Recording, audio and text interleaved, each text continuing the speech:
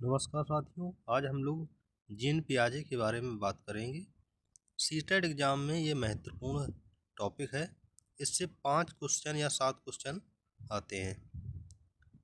चलिए प्रारंभ करते हैं। पियाजे के सिद्धांत कौन कौन से हैं?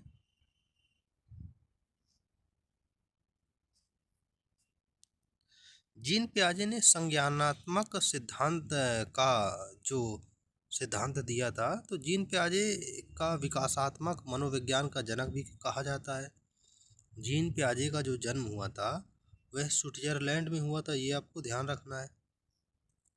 तो आप लोग इन नोट्स के रूप में हैं, इसको आप एक बार पीडीएफ में पढ़ लेंगे।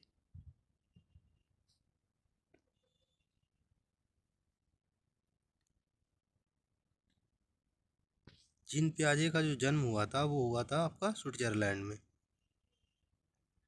और इनकी जो पहली पुस्तक पूछ ली जाती है, the language of thoughts of the child, 1923 में लिखी गई थी। अब पूछे जाते हैं कि जीन पियाजे ने कौन कौन से अवस्थाएं दी हैं। तो 4 अवस्थाओं का उल्लेख करते हैं पियाजे। एक तो संज्ञानात्मक पक्ष का अध्ययन करते हैं, और दूसरा है अपने बच्चों पर प्रयोग करते हैं, और तीसरा जो इनकी अवस्था है वो अवस्था का सिद्धांत है, और चौथा संज्ञानात्मक विकास सिद्धांत है। जिन जो पियाजे ने संज्ञानात्मक विकास की जो अवस्थाएं बताई हैं वो 4 बताई हैं, जिसमें संवेदी गामक अवस्था है जो, और दूसरी है पूर्व संक्रियात्मक अवस्था है, तीसरी है मूर्त संक्रियात्मक अवस्था है, और चौथी औपचारिक संक्रियात्मक अवस्था, जिसको हम अमूर्त संक्रियात्मक अवस्था के नाम से भी जानते हैं। तो ये देखते हैं कौन कौन सी एज में। तो आपको 4 अवस्थाएं आपको बता दी गई हैं। पहली है संवेदात्मक गामक अवस्था, दूसरी है पूर्व संक्रियात्मक अवस्था, तीसरी है मूर्त संक्रियात्मक अवस्था, और चौथी है औपचारिक संक्रियात्मक अवस्था।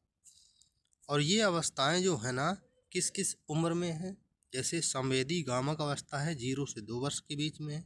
पूर्व संक्रियात्मक अवस्था है 2 से 7 वर्ष में। ये प्रश्न पूछा जाता है कि पूर्व संक्रियात्मक अवस्था कितने वर्ष के बीच है, तो 2 से 7 वर्ष के बीच है। मूर्त संक्रियात्मक अवस्था 7 से 11 वर्ष है, और औपचारिक संक्रियात्मक अवस्था, जिसको हम अमूर्त संक्रियात्मक अवस्था भी कहते हैं, 11 से 14 वर्ष के बीच है। तो ये आपको याद रखना है।